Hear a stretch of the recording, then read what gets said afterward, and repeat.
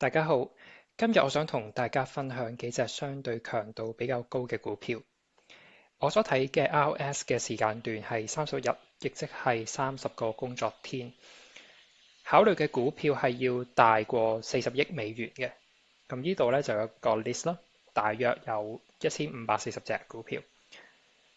我哋睇一睇 Mach7 近排嘅表現。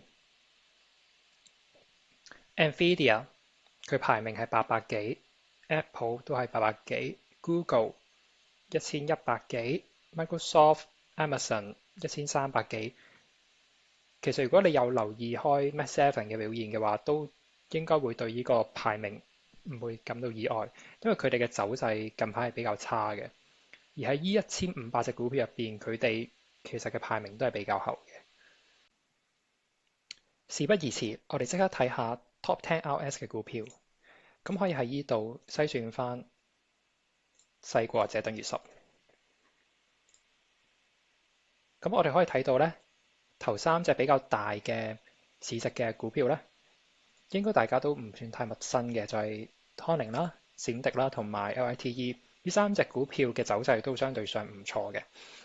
而另外咧，你會見到石油天然氣設備嘅股票啦，其實都佔咗3位啦。第一名係一個生物技術 IDRX 呢一隻股票。咁我哋即管睇一睇每一隻股票佢哋喺呢一個月嘅走勢係點樣啦。康寧佢排名係第8嘅，業績之後啦，一直推動住股價向上啊。你會見到呢段時間其實佢跑贏大市好多，因為大市係橫行或者係下跌緊嘅，而佢咧就升咗30至40%，升幅非常之驚人。暫時呢個位置可以考慮 MA10啦，佢都會有一啲支撐，或者等佢 pull back 少少嚟到去 DTL 嘅位置啦。咁當然呢個希望佢係一個輕微輕量嘅 pull back。SNDK 就排名第7，你會見到星期五嗰日咧，佢其實就突破咗 DTL。咁如果有興趣嘅戰友咧，亦都可以睇翻我星期4個 post，亦都有講過 SNDK 同埋 GLW，關注佢哋突破 DTL 嘅情況嘅。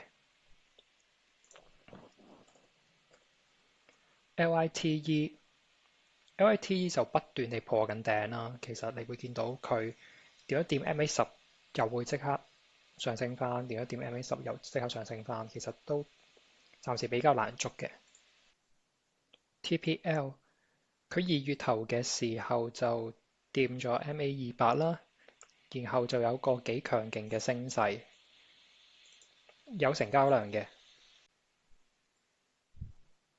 GNRC 咁可以留意嘅位就會係一啲前浪頂嘅位置啦，咁佢都升得比較多啦，暫時都會再想佢再做多啲橫行整理先再去考慮嘅。MOD 汽車零件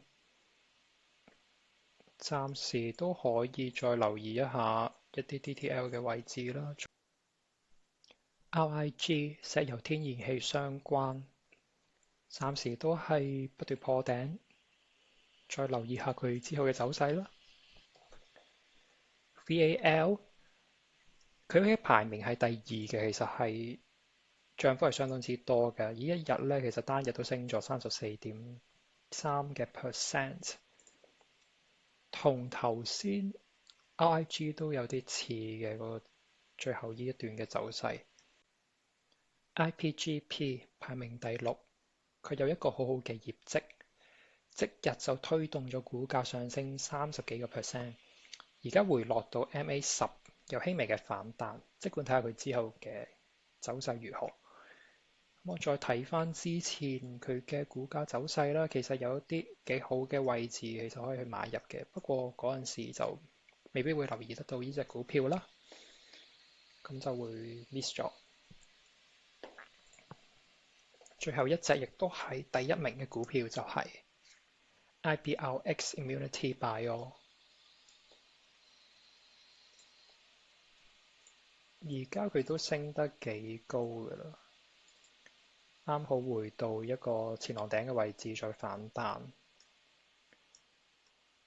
佢有一個咁強嘅 RS 係因為呢一浪嘅升幅啦，其實呢度都升咗成300幾%，即係名副其實嘅倍升股。但係呢一個浪真係非常非常之難做，佢一直都係低於 MA200嘅，咁可能佢有啲催化劑令到佢升幅得好驚人啊！呢段嘅位置，而佢未升嘅時候，我諗佢嘅市值都唔會太高，大約應該20億。如果你咁樣睇翻，大約喺底嘅時候，咁可能都未必咁容易留意得到。咁而家佢再整理咗一段時間，再爆上啦，即管睇下佢可唔可以繼續倍升多幾倍俾我哋睇。今日嘅分享就到呢度啦。如果你鍾意呢條影片嘅話咧，記得 like and share、subscribe。我哋下條影片再見，拜拜。